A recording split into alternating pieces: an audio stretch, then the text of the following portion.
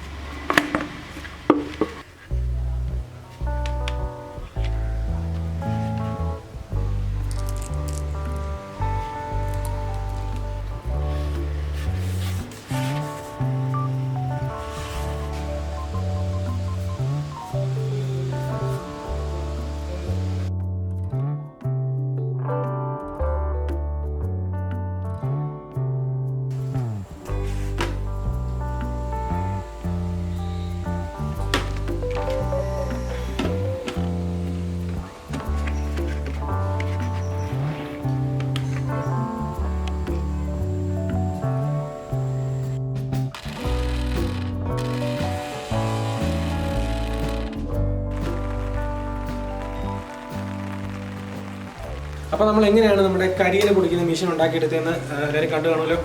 അപ്പോൾ ഇതിനകത്ത് നമ്മൾ ഈ ഒരു മെയിൻ ജാറിൻ്റെ ഒരു ബോഡിയായിട്ട് യൂസ് ചെയ്തേക്കുന്നത് നമ്മുടെ വാട്ടർ ഹീറ്ററിൻ്റെ ആ ബോയിൽ ചെയ്യുന്ന ആ ഒരു മെറ്റലിൻ്റെ ആ ഒരു പാത്രം പോലത്തെ സംഭവമാണ്.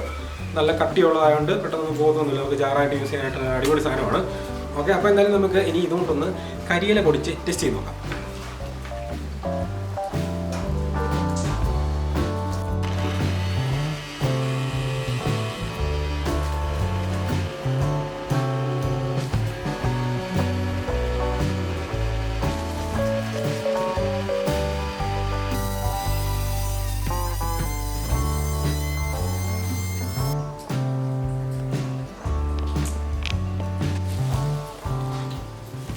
അപ്പോൾ നമ്മുടെ കരിയില ഇവിടെ കണ്ടില്ല, നല്ല അടിപൊളിയായിട്ട് പൊടിഞ്ഞിട്ടിട്ടുണ്ട്. അപ്പോൾ നമ്മുടെ ഈ മെഷീൻ കൊണ്ട് ഈ കരിയില വളം ഉണ്ടാക്കുക എന്നുള്ള ആ ഒരു പ്രോസസ്സ് കുറച്ചും കൂടെ ഫാസ്റ്റായിട്ട് നമുക്ക് ചെയ്യാൻ പറ്റും അല്ലേ. അപ്പോൾ നമ്മുടെ ഇന്നത്തെ പ്രൊജക്റ്റ് കൊള്ളാമെന്ന് നിങ്ങൾക്ക് തോന്നുന്നുണ്ടെങ്കിൽ തീർച്ചയായിട്ടും ലൈക്ക് ചെയ്യാനായിട്ട് മറക്കണ്ട. അതുപോലെ തന്നെ ഇതുവരെ സബ്സ്ക്രൈബ് ചെയ്യാത്തവർ തീർച്ചയായിട്ടും ചാനൽ സബ്സ്ക്രൈബ് ചെയ്യുക. അപ്പോൾ എന്തായാലും നമുക്ക് ഇനി അടുത്ത വീഡിയോയിൽ വേറൊരു അടിപൊളി ആയിട്ട് വീണ്ടും കാണാം. അതുവരെ ബൈ ബൈ.